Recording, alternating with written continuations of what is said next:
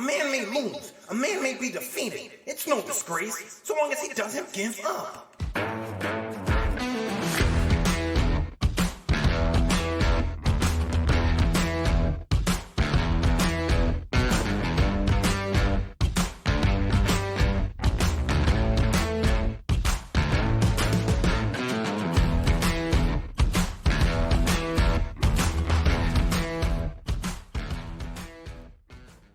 Welcome back and welcome to Season 2.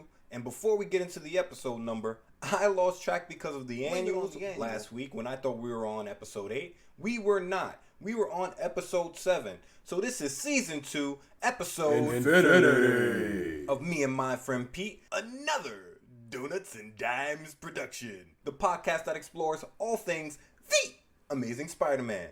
I'm your host, Peter Parker's persnickety pal, Gerald. If this is your first time with us, welcome. If it isn't, welcome 3 times and back once. This week, we're running through The Amazing Spider-Man number 33, The Final Chapter. If you haven't, please consider becoming a patron over at patreon.com/HSPP in the Keykeeper or High Council tiers. Patrons get a bonus episode every time we release one here. This time, we're running through Green Lantern Volume 4, number 62, The New Guardians Conclusion. A tale that sees the New Guardians, led by arguably the greatest Green Lantern of them all, Hal Jordan, taking on the creator of the DC Universe, the rogue Owen Krona. That's later. Right now, Where are you? Here. Pete started college, introducing 2 new characters into the universe, the gorgeous Gwen Stacy and salty Harry Osborn, to go along with the king of the Foolsville faithful, Flash, fashion on trash, Thompson. Before Pete can even settle in, however, May has to be rushed to the hospital after Pete discovers she's been having fainting spells. Spells caused by a transfusion of Pete's blood. Pete's managed to get the help of Dr. Curtis Connors, and together, they develop one half of a compound serum, and Pete hawks everything to purchase the other half, ISO 36, from the West Coast. All this unfolding, and Ned Leeds, Jameson's demon reporter, has asked Betty Brant to marry him. On the Spider-Man side, he's been dealing with a new villain dubbed the Master Planner, who has been pulling off fearless and flawless crimes throughout the city, stealing radioactive and atomic devices. But the Spider and the Man collide when we discover that the Master Planner is none other than 008 Dr. Octopus, and he sends his henchmen to steal the ISO 36. Spidey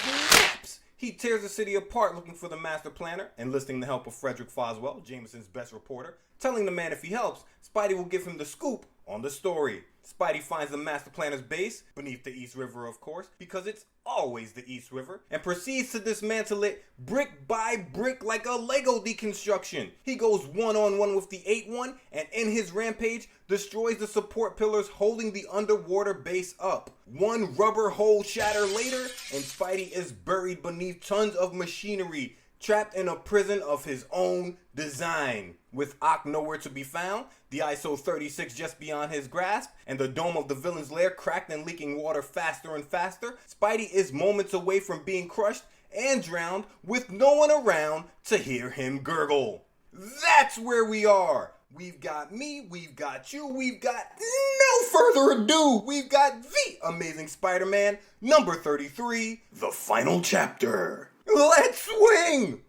Me and my best friend Pete, old adventures, new critiques. He spins webs, I spin yarns, kinda kooky, be forewarned. Look out, it's me and my friend Pete. The credits. Script and editing on this one was done by Smilin' Stan Lee, with plot and illustration by Swingin' Steve Ditko, and bordering and lettering done by Art, it's in the name, Simek, with a final credit. Reading and enjoying that old web spinner, you. So you know that's a shout out to us. The cover. We get The Amazing Spider-Man in goldenrod yellow with Spidey costume red shading our hero's name atop Spider's webs as usual. The colors are reminiscent of the Spider-Man the Animated Series logo, the 90s Spidey cartoon that's still my favorite iteration of the webhead on screen ever. Fun fact, Spider-Man never threw one punch in that TV show. Go back and check. Thank me later. Back to. Beneath this, we get the title of the conclusion to this seminal Spider-Man story, aptly named The Final Chapter, in a blue banner with lime green letters. And behind this, Spidey has seen better days. Last issue he was getting a little lunch. This one, he might just be on the menu. We have the golden liability, Spider-Man, trapped in a prison of his own design. If you recall, last issue, Man on a rampage. or Rail, bumper, rail, hole, shatter. Spidey, on his quest to recover the ISO 36 to save Aunt May's life, which was stolen by the Master Planner's gang, went on a rampage quite literally, and finding the Master Planner's underwater base, ran through the villain's goons before discovering that the Master Planner was arguably his greatest villain, Dr. Octopus. In Spidey's rampage knew no bounds. He destroyed every single support column of Doc Ock's underwater secret base in their one-on-one battle and caused thousands of pounds of heavy machinery to come crashing down on top of him. If that weren't bad enough, a slow leak began dripping from the roof. The East River was beginning to seep into the base. Spidey, for all his strength, couldn't get the weight off of him, and with the ISO 36 less than 10 feet away, things were looking grim. Back to. All that said, that's where we find Spidey now, still trapped beneath this rubble. He's got his right hand gripping a chunk of the debris near his head, his left out in front of him, and that's all we can see of his body. All around him is the large gray machinery that's fallen on top of him. If that weren't bad enough, when we left our hero, the drip from the ceiling was coming in as small drops that were getting faster and larger. But now, there are streams of water falling all over this cover, over his left shoulder, over the fingers of his right hand, directly on top of his head, and between the buggy eyes of his mask. Two separate, larger streams are pouring down in the foreground, and all of these streams are falling into what's now becoming a lake that's rapidly rising to Spidey's chin.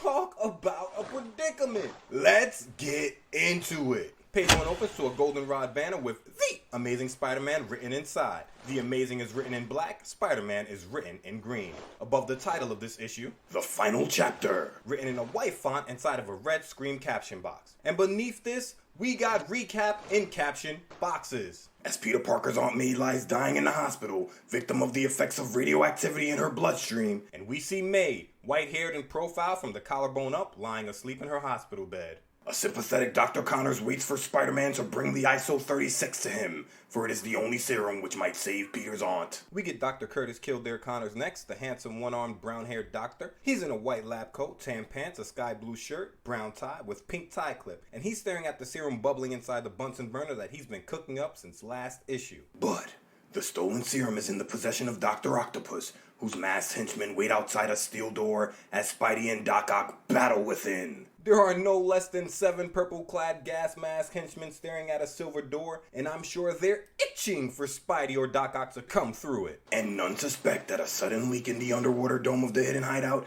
is growing bigger and bigger. We're beneath the East River outside of the secret lair as air bubbles escape towards the surface of the river in a steady line. And if air bubbles are escaping any structure underwater, eventually water's going to be invading it. While Spider-Man himself, having beaten his multi-armed foe, is now trapped beneath tons of fallen steel with the precious serum lying just out of reach as the fatal seconds tick by.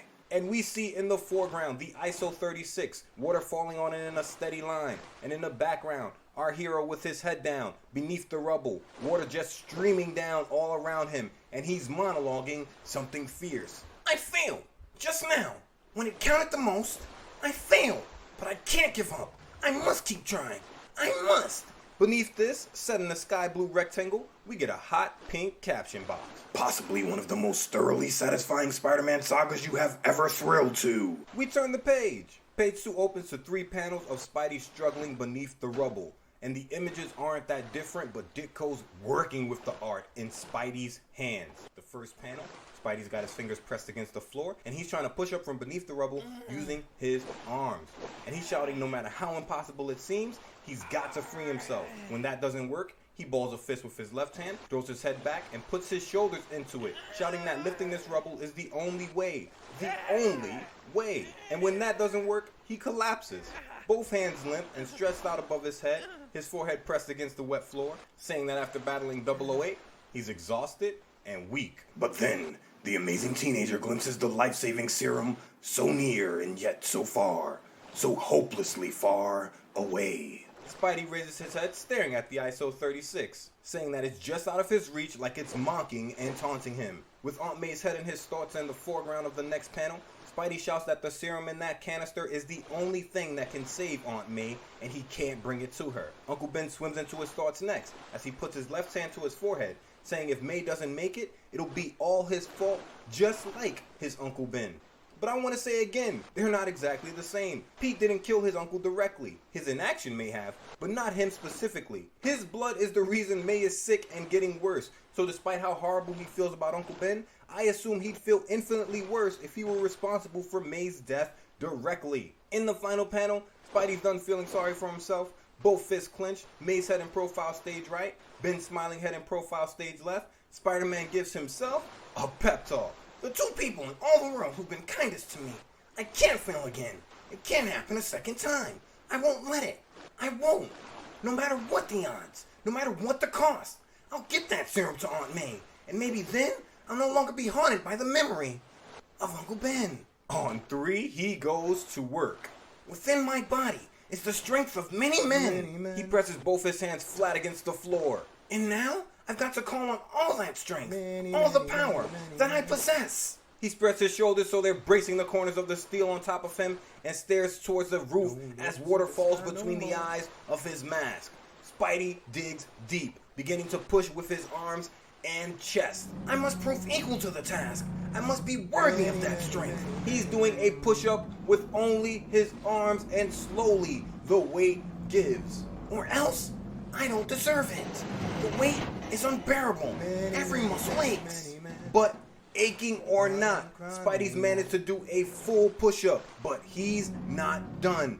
In the final panel, he manages to get his left knee beneath his body, and he is now kneeling. As water continues to rain down on him, he continues his effort. My head, it's spinning. Everything's beginning to roll around. The strain, it's unbearable.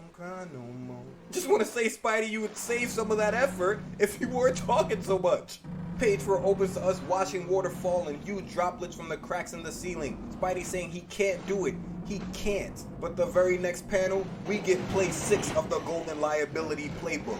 It's play 6. The Paul Engelman, or the Ice Cube, or the Journey. Translation? That's push it to the limit, or you can do it, put your back into it, or don't stop believing. No, I dare not give up now. If I close my eyes, I'll go under. Must stay awake. Must clear my head. Keep trying. I'll do it, Aunt May. I won't fail you. No matter what, I won't fail. In the final panel, Spidey's in a pose that make Atlas eat his heart out as water falls on top of him. He is drenched now, and this the panel of the week. His right knee pressed against the floor, his right heel off the floor as his toes dig in, his left foot flat, both arms pushing the impossible weight, every muscle flexed to the breaking point. Spidey's managed to get into a position to make a move, but it hasn't been easy. Anyone can win a fight when the odds are easy. It's when the going's tough, when there seems to be no chance. That's when it counts. Everything going black, my head aching. Hold on. I must hold on. It's moving. Can't stop now. Last chance. Must keep the momentum. More. Just a little more. On 5, we get caption box. And then, as the agonizing ache in his limbs seems unendurable, as his superbly muscled body suffers the torment of a virtually indescribable ordeal, from out of the pain, from out of the agony, comes triumph. Spidey, still on one knee, has managed to toss the 1,000-pound weight over his head in a stunningly beautiful full-page spread, shouting, I did it! I'm free! What I love most about this page is that water's been falling, raining. But right now, a line of water is raining directly onto Spidey's sternum, covering up his Spidey logo there.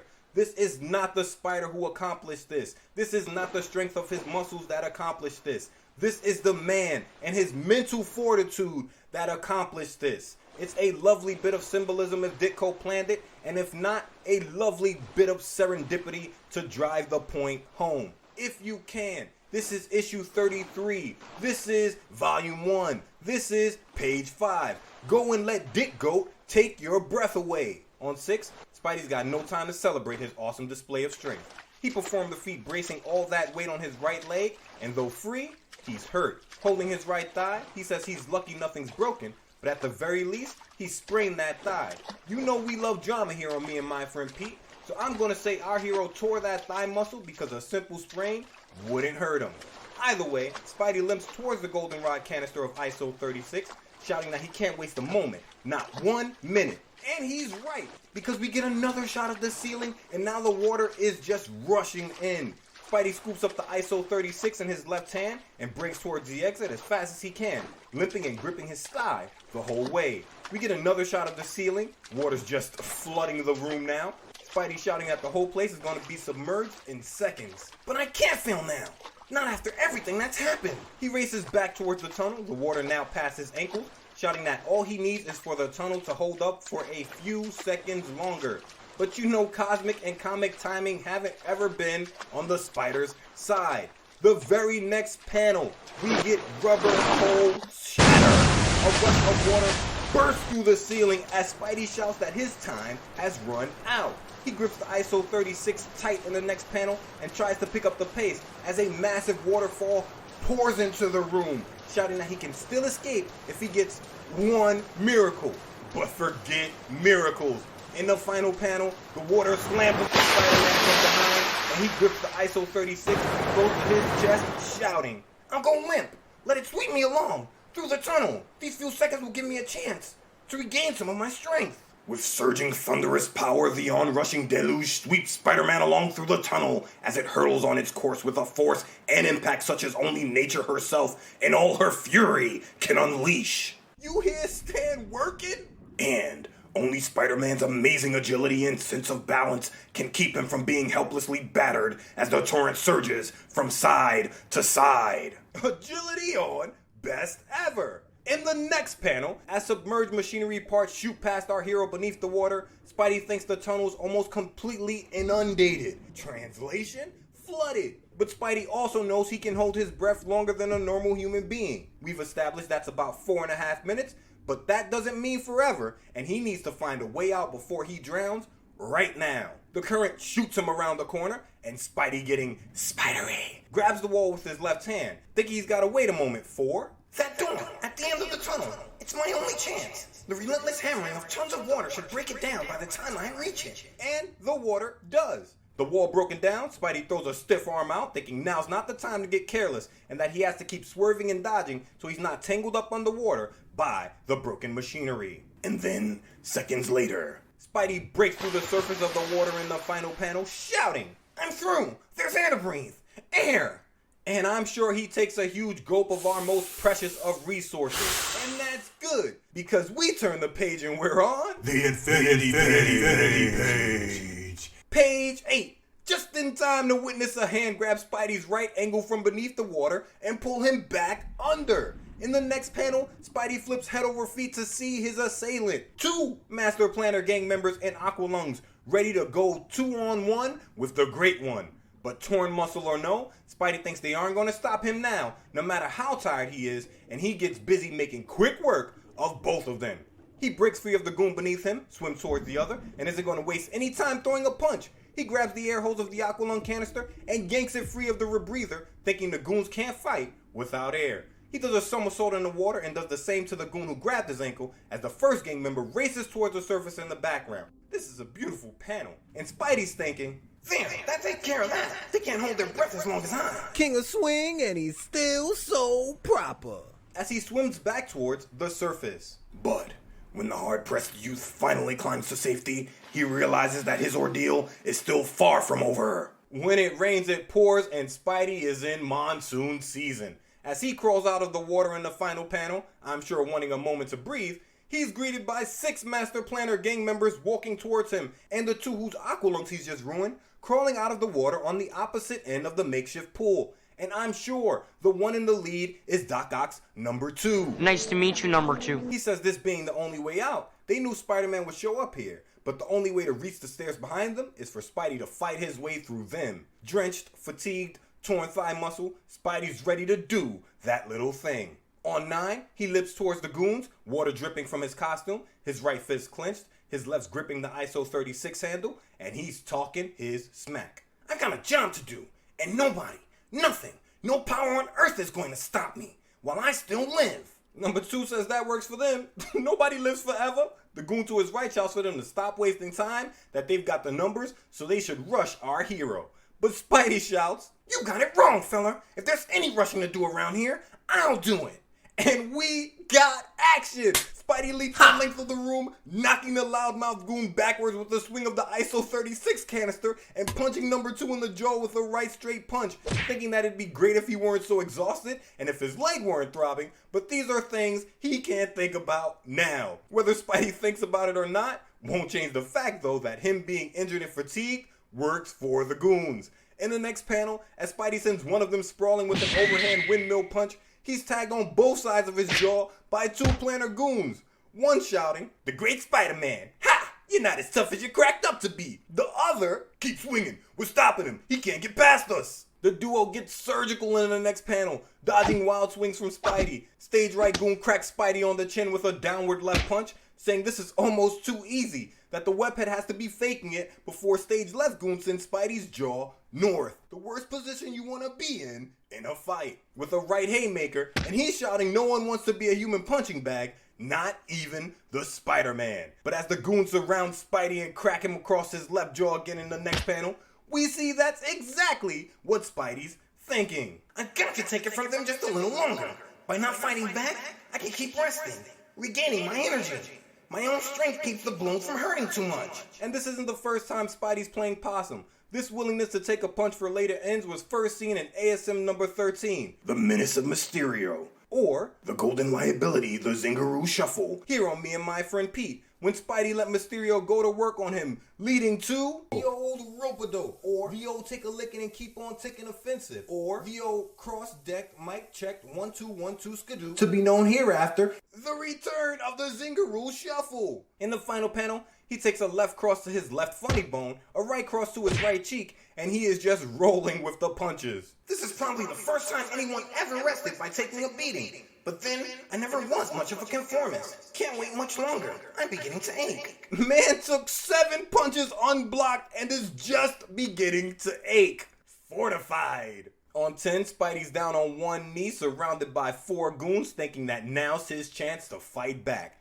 And if he's got the time, he wastes no time. A backhand with his left transforms a dude into an MMA plank, sending the man flying. A right overhand sends another goon flying away from him so fast, all we see are the heels of the man's feet. But the gang ain't soft. One of them shouts for them to look out because Spidey's gotten his second win. As one goon punches Spidey in the right shoulder, that goon throws a left, punching Spidey in the ear, making me think, Hit me in the ear. Well, Jesus, I'm sorry. Ow. Christ. Why the ear, man? and the hits just keep on coming as another goon throws a cross, saying who cares, that it'll take more than a second win to save Spidey, while another goon throws an uppercut that connects with our hero's chin and staggers him. He's right. Without full use of my legs, I can't maneuver as I should. And they're all fresh, rested. Another right connects with the back of his head. Another left connects to the right side of his head. And it must have jogged something in Spidey's brain because he remembers who he is. What's the matter with me?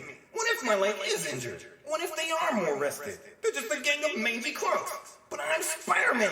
Surrounded by villains in the next panel, he presses his left hand flat on the floor and damn near snaps a man in two with an uppercut, thinking, I'm Spider-Man, and I'm not going to fail. I'm not. In a goldenrod space in the next panel, stars dancing around his lowered head, Aunt May's sleeping face in profile, Spidey thinks, Not with Aunt May counting on me, needing me. and starts flailing those fists. Both fists thrown in uppercuts in the final panel, he drops a diamond for all of us to take with us. A man may lose, a man may be defeated. It's no disgrace, so long as he doesn't give up. I told y'all, pick that diamond up and put it in your pocket.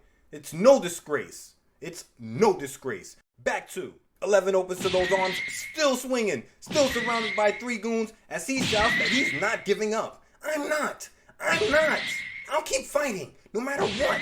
I won't give up. I won't. He finishes his monologue standing in a modified Neo bodybuilding pose, his head lowered, his left knee almost touching the floor, his right leg forward, his left fist up near his head, his right behind him above his head, and I'm convinced Spidey's got his eyes closed because he's screaming. Nobody can make me give up, not when there's so much at stake. I'll keep fighting until until, what? It's over? And it is! There are guys piled on top of each other unconscious. A guy behind him in the soundest of sleep. He's got his hand under his head, the other out in front of him like a newborn babe. There's a guy braced against a pipe in a seated position, his right hand at his side, the pointer finger aimed at Spidey as if to say, "That whirling dervish knocked me unconscious." Spidey has knocked out every single member of Dr. Octopus's gang. He grabs the ISO 36 up in the next panel and, nursing that right thigh, says he has got to get back to Dr. Connors, with spots still dancing around his head. And that feeling of spots in front of your eyes, that's a real feeling. I've passed out quite a few times in my life, never knocked out, but passed out, always during a New York heat wave, mostly on the subway before I learned I wasn't too cool for water, and every time spots quite literally danced in front of my face, so I know Spidey's reeling right now. But he climbs the stairs beneath the hidden trapdoor he found last issue, saying there's no time to figure out what happened to Dr. Octopus. No time for anything except getting that ISO 36 to Dr. Connors. And back above ground in the final panel, he races through the building as fast as his battered legs can take him. And so, a short time later, at the laboratory of Dr. Connors, we find... Spidey's leaping through the window of C.K. Connors' lab, and Connors pointing at him, saying Spidey's got the serum, that it's all he needs to get to work. And Connors is not a man who wastes time. Spidey appreciates it, saying he knew he could count on the man. In the next panel, Spidey pulls the serum from the container and hands the small vial it's in to Connors, who asks Spidey if he had any trouble getting the serum back. Spidey's like, "Ooh, did I?" But he's all business right now. I'll tell you about it sometime. Right now, here's the serum. Let's not waste a minute. And thinks there's still one thing he's got to do when Connors isn't looking. And Spidey gets sciencey. Connors turns his back. Spidey pulls a syringe from who knows where, thinking he's got to take a sample of his own blood. He fills a vial with it, thinking that the blood is going to be needed for comparison so he can check if Doc Connors' serum really can stop Aunt May's blood from deteriorating. He tucks the vial into his utility belt, thinking he won't pull it out again until he needs it, and when he does, Connors won't know where it came from. Then, as the masked adventurer turns to his newfound ally once more, we see the two men standing in front of a chemistry set as the compound serum boils and loops through the tubes and glasses, and Connors is all smiles, saying he's getting just the reaction he expected. Spidey says good, there's only one thing left to do, and in the final panel, he pulls his blood sample and without hesitation adds it to the compound distillate. Translation? He dumps his blood into the potion they've created, saying he wants to test the blood sample, and Connors is scowling at him, asking, "What sample? What are you doing, kid?" On 13, Spidey's holding up a dropper and adding drops of Connors' potion into the vial of his blood, as Connors looks on concerned. Spidey's saying he can't explain, but if the serum works on this blood, it'll probably work on the other patient's blood as well. If you recall, Connors has no idea who he's saving with this compound, only that he's repaying Spider-Man for helping him rid himself of the lizard, so he doesn't know this is for May Parker. He asks, "How can you be sure it's the same type of blood?" Spidey says he can't explain, but it is, and that's because way back in ASM number 10, The Enforcers, or BCC Dr. C.K. Connors, How to Plan, here on Me and My Friend Pete, chided by Liz Allen and Flash Thompson, gave May the transfusion that saved her life then and is ruining it now. So Spidey's absolutely sure that he and May are a match. He hands the serum to Connor, saying he's done all he can, and the rest is up to the world's most handsomest doctor. Connor says they'll have an answer in a few minutes. A few minutes pass in a gutter between panels, and he puts the blood beneath a microscope in the next and breaks into his winning smile. "It works! The deterioration of the blood was instantly checked when the serum was applied." Spidey looking on, thinking they may have found the cure for Aunt May. But Connors, great scientist he is, knows they're not out of the woods yet. As Spidey packs the vial into the goldenrod container the ISO 36 came in, he says, "Just one thing. You've never told me who the patient is. The serum may be affected by the age, sex, or physical condition of the one it's given to." But our hero can't worry about that now.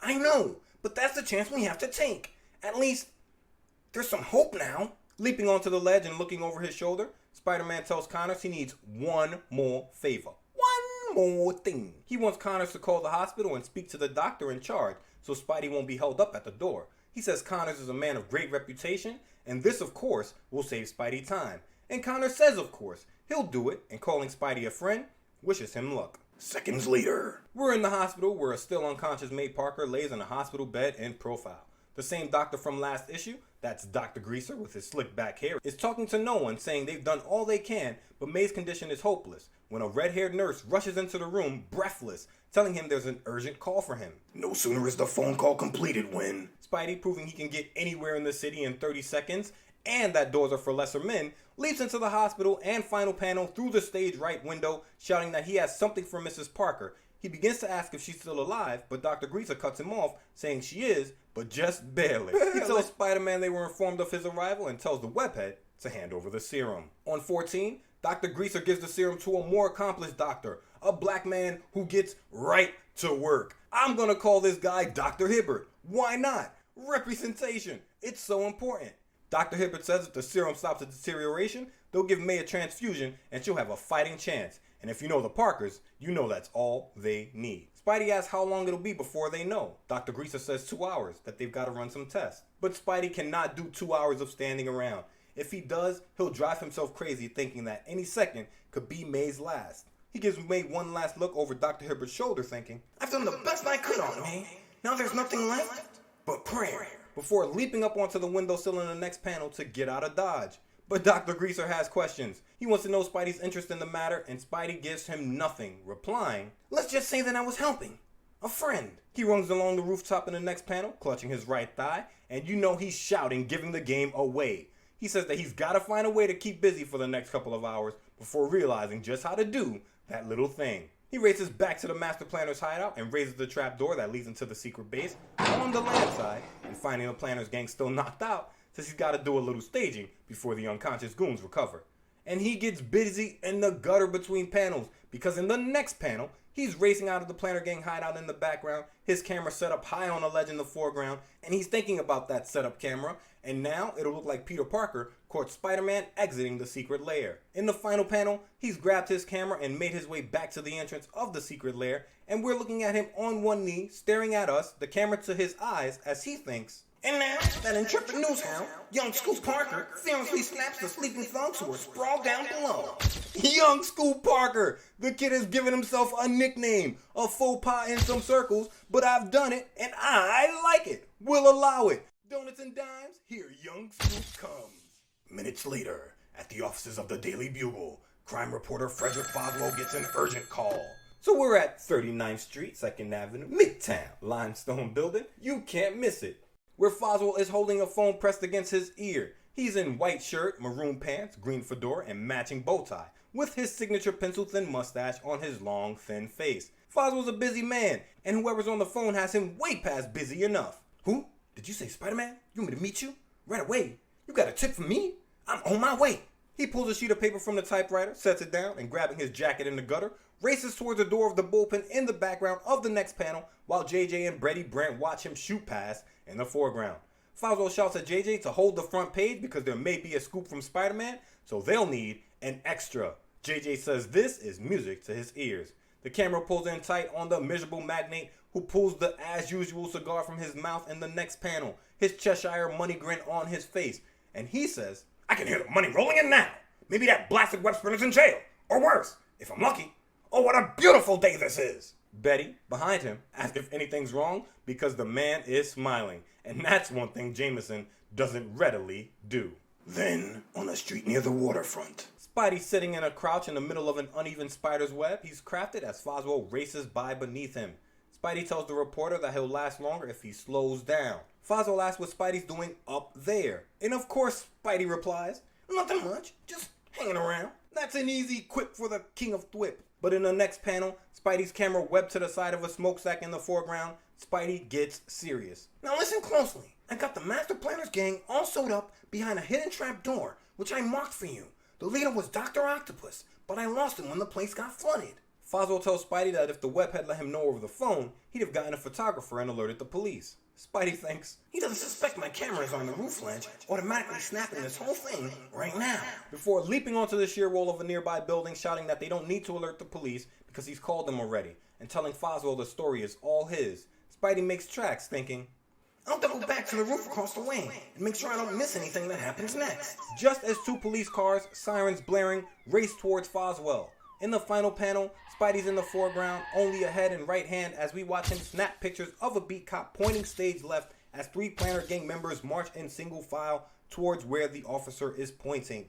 Spidey thinks they look like contrite schoolboys who got caught in the cookie jar, as the beat cop tells them not to be shy. There's room in the paddy wagon for all of them. On 16, as the Scoop Spider takes photos from a roof in the background, in the foreground, Foswell watches as Ike and Charlie, the police officers, force 3 Planner Gang members to pull their mask off. And we don't recognize any of these people from previous Spider-Man stories, but they're definitely career criminals because as he snaps photos, Spidey's thinking, Oh boy, there'll be a lot of bare post office walls when those characters get taken out of circulation. these guys are on wanted posters up in post offices. Dr. Octopus went for the criminaliest of criminals. Stop me if you've heard this one. A blonde, a brunette, and a noirette walk into a Planner Gang. Officer Ike tells the trio that when the boys march back into Sing Sing, it'll be like old home week. I assume that's like homecoming, sometimes a 60s slang, I can't find a translation. In the next panel, Foswell, taking notes next to Ike, says they should send a driver down into the base for any signs of Dr. Octopus. But Ike says Octopus has to be long gone by now, either escaped or crushed during the cave-in. We're back on the rooftop with Spidey in the next panel as he's turning to leave, the last of the Planner Gang being loaded into the paddy wagon on the street below. And Spidey's thinking he and Foswell are even now, that he's finally made up for suspecting the reporter of being the crime master. That was back in ASM number 26 and 27. The mystery of the man in the crime master's mask. And Bring back my goblin to me. or The Emperor's New Clothes. and The Turntable Tales. here on Me and My Friend Pete. Back 2. So Spidey thinks he and Foswell are even now and he's got to get the pics in his camera to JJ on the double. Seconds later, there's frantic jubilation in the city room of the Daily Bugle. The bullpen is alive with every person in the panel either running or waving sheets of paper or moving like they're on the floor of the New York Stock Exchange, while in the foreground, every tooth in his mouth showing, running his fingers through his Reed Richards-like hair, JJ is on the phone, triumphant. The Master Planner Gang captured. The identity of the leader revealed, and my paper has the story first. That's great, Foswell. I knew you could do it. Better not praise him too much. He's liable to hit me for ratings. But you should have gotten pictures. If only we had photos. Man gave him props, then found a way to make sure he didn't have to up the price for the man's skills. JJ the Miserable. And speaking of photos, Peter's limping through the Daily Bugle, his back to us in a goldenrod jacket, a white collared shirt, unbuttoned SJB slacks, and brown shoes. And he's thinking JJ has to have the story by now and must be hungry for the photos, and Pete's gonna feed the man. His leg's still aching, but there's no use waiting, those donuts ain't gonna make themselves.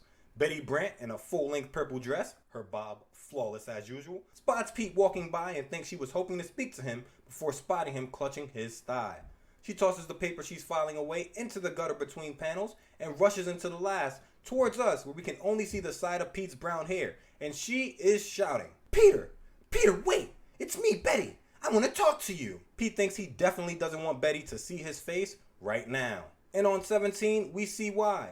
Pete is lumped up. The Goldenrod Kid has bruises on both sides of his forehead. He's got white band-aids in the shape of an X on his left cheek, like he's trying to outdo the Lou's very own Nelly. Another bruise on his right cheek, and a whole cookie beneath the left side of his lip, leaving it fat and swollen. In short, the kid's face is mangled.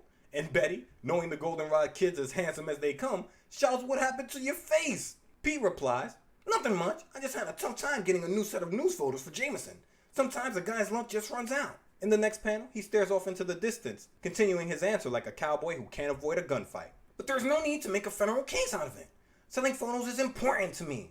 I need the extra money. And if I have to get slapped around once in a while, it's part of the job. I'm not complaining, and I'm not quitting my work either. Man said if he's gotta take a licking, it's worth it to keep on ticking. My friend Pete, back on the scene. hearing Peter's grimly spoken words has a dramatic effect on Betty Brant, an effect he knew it would have. Her mind races back to her brother, the brother whom she loved but lost, because he too wouldn't give up the dangerous life he wanted to lead. We get a beautiful panel of Betty in a state of wide-eyed shock. And I think knowing Spidey's future, yeah, he's dated a lot of beautiful women, but Betty is stunning, even in her distress. She's got her left palm on her cheek, her fingers in her bob, her right fist clenched near her right cheek, her eyes wide, her right shoulder is in the shot, but her left isn't. It's great contrapposto art, and her head and shoulder bisect this panel as she screams, Once before I lost someone who meant the world to me because he wanted to live dangerously. I couldn't bear that break again. I couldn't bear to lose another. It's too much to ask. Too much for a girl to have to endure. On stage right, we see her brother Bennett, doubled over from what we know as a gunshot wound that happened back in ASM number 11. Turning point. Or, What if Bennett was definitely in it? here on Me and My Friend Pete, when the smooth criminal, Blackie Gaxton, put one in the boy after backhanding him for insolence. And stage left, we get Scoop Parker, doubled over in much the same way. His face lumped up, and he's grimacing like he's just been shot. This is what Betty's thinking, and it's beautiful to look at. But not to go through, I'm sure, because Betty throws her hand over her face and breaks into a run, away from Pete in tears, shouting, Peter! Peter! Why do you have that stubborn streak? Why can't you stick to your studies? Why must you always crave action? as Pete looks on, still gripping his thigh, thinking that after all he's been through, he knows that he's definitely no good for Betty, and never will be. That if she thinks like this about Pete being danger prone, how would she feel if she knew he was Spider-Man? And I think, yeah, Pete may be an action junkie at this point, but more than that, it's the great power, and you already know the rest. But with nothing to do in this situation, he enters Jameson's office where JJ is triumphant, still on the phone stage right.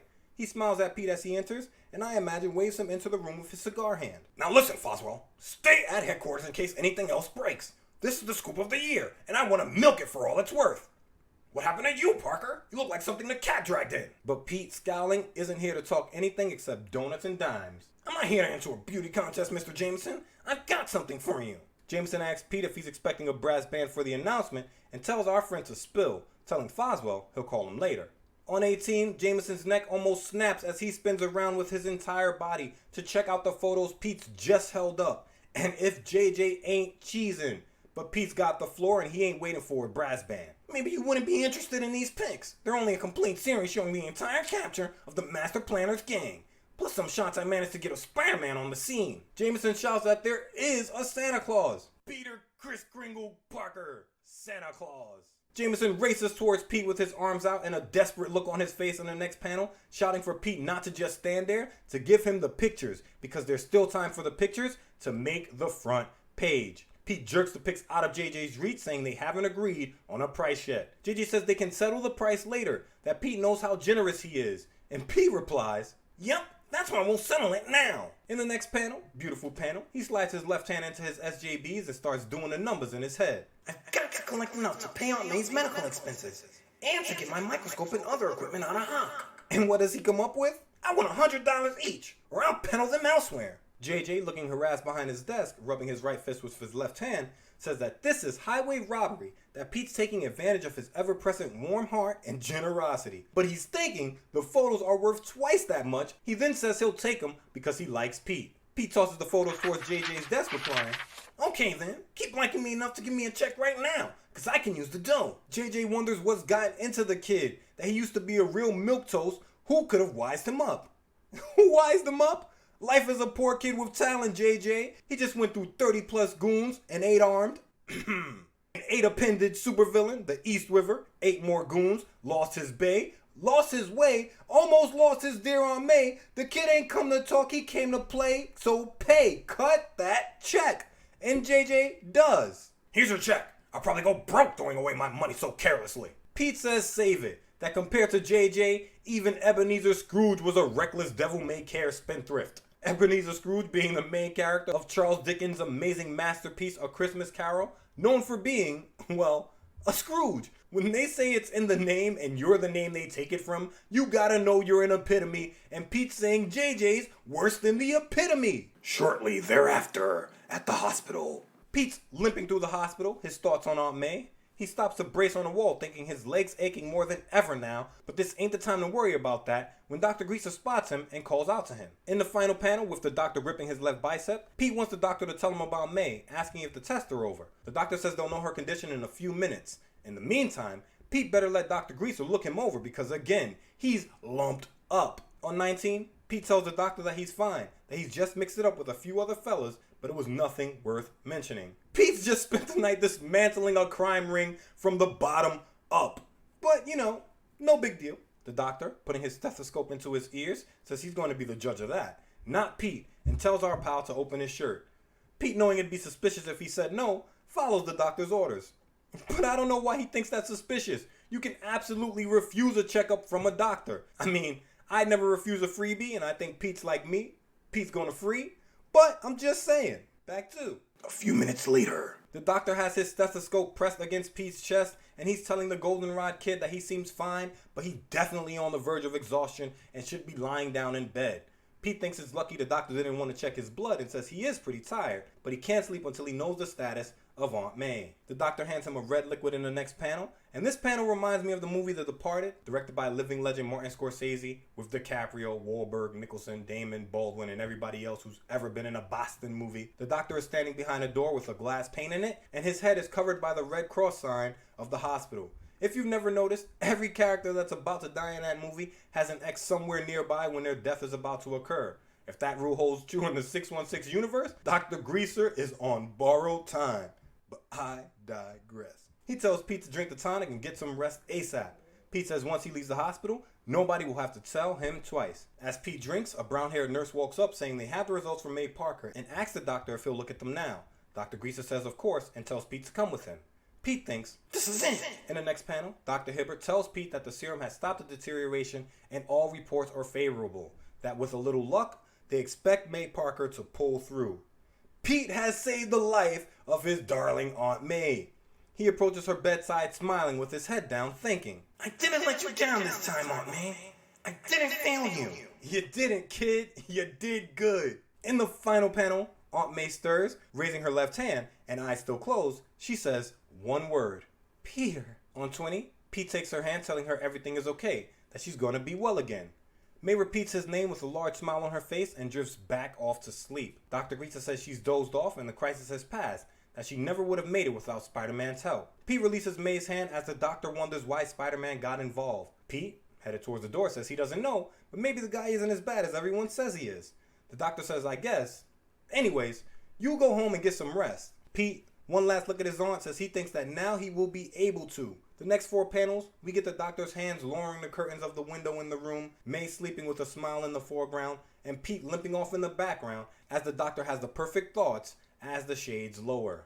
That Peter Parker certainly is a nice boy. He's sincere, well-mannered, and devoted to his aunt. Too bad there aren't many more young men like that. Too bad someone like him can't be an idol for teenagers to imitate, instead of some mysterious unknown thrill seeker like Spider-Man. Little does he know, Pete's both to us our friend and our hero. Beneath this, we've got a white panel with red lettering being pushed apart down the middle to reveal the cat's paw himself glaring at us, his lion's face and main vest staring at us with vacant eyes, his belt lined with elephant tusk. In red lettering, we get Next issue, the return of Kraven the Hunter.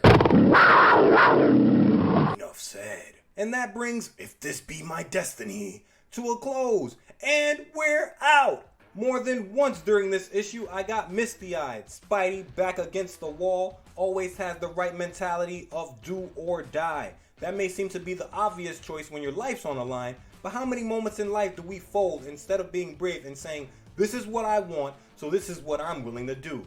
Who dares wins. No one else. Not only when beneath a ton of rubble, but every moment of every day. When I say to be true to yourself at the end of every episode, this is what I mean. Treat every moment like your back is against the wall and do what's best for you while doing your best to take into account the world around you. You're pontificating. My bad, back too. This was my first time reading this story start to finish, and I feel like a better person for it. Spidey's monologues, the action, the artwork, the drama. Ditko, Lee, Simek, everyone else involved who aren't mentioned were working hard in this story, and it showed. I see why so many comics fans have gravitated towards If This Be My Destiny over the years, and why we see Spidey in impossible positions over and over again from this moment forward. The little guy with the odds all stacked against him getting it done is a powerful message, and the king of swing from Forest Hills, Queens is nothing if not the little guy with never say quit in his veins. I love him, and I loved this. Next episode, you already know we don't get a chance to catch our breath because the cat's paw, Kraven the Hunter, is back, and he's got a bone to settle with our hero in ASM number 34. The Thrill of the Hunt. That's the main episode this week, and that's true.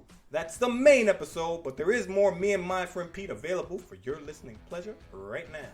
if you support this show on patreon.com/HSPP in the Keykeeper or High Council tiers. Patrons get a bonus episode every time we drop a new episode here, where I run through comic books from all over the multiverse of comics, past and present, from Marvel to DC to all points in between. Later this week, we'll be running through Green Lantern Volume 4, number 62. The New Guardians, conclusion. Thanks now, Dama, for the vote on it. Hal Jordan's teamed up with friend and foe alike to stop the mad Owen Krona from destroying the universe. Talk about high stakes. If we've got comics, we've got history, and I'll be your guide through it all. Join us. This podcast is completely listener supported, and your support keeps this crazy train barreling down those tracks. I'm truly grateful you keep coming back, and more grateful you allow me to be the conductor. Thank you so much for listening, and as always, a special thanks to the home team. Parker's Dirty Dozen. Sign up now. Vote on bonus episodes. Make it a Baker's. If you sign up before ASM number 50, you'll receive a special thank you lapel pin for being a patron during season 2. Let's keep these good times rolling. You won't regret it. You got questions? Send them to me and myfriendpete@gmail.com, and I'll go digging for the answers. Follow us on Instagram at MNMFP_podcast. The panel of the week can be found at patreon.com/HSPP. No charge. All that said, that's all that said. That dusty trails are calling, so as always, please like, please comment, please share, please Leave a take care, review on and iTunes, why please don't think you? of the world and be true to yourself. And remember, with great power, you know the rest. Stop playing. Make sure you're being responsible. I'm out of here.